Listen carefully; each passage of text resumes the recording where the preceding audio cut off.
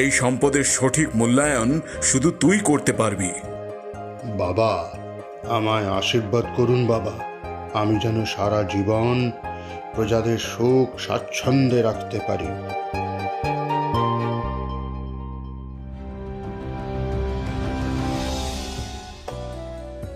মনিরামপুরের জমিদার সদানন্দ ঘোষাল একজন অত্যন্ত সৎ ও প্রজাদরদী জমিদার ছিলেন। সারা জীবন প্রজাদের মঙ্গলের কথা চিন্তা করেই অতিবাহিত করেছিলেন। সদানন্দ দুই ছেলে প্রদীপ আর সুদীপ। ছোট ছেলে সুদীপ অত্যন্ত সরল আর নির্লোভ স্বভাবের হলেও বড় ছেলে প্রদীপ ছিল যেমন হিংসুটে তেমনি লোভী চরিত্রে, আর তাকে নিয়ে জমিদার বাবুর দুশ্চিন্তার অন্ত ছিল না।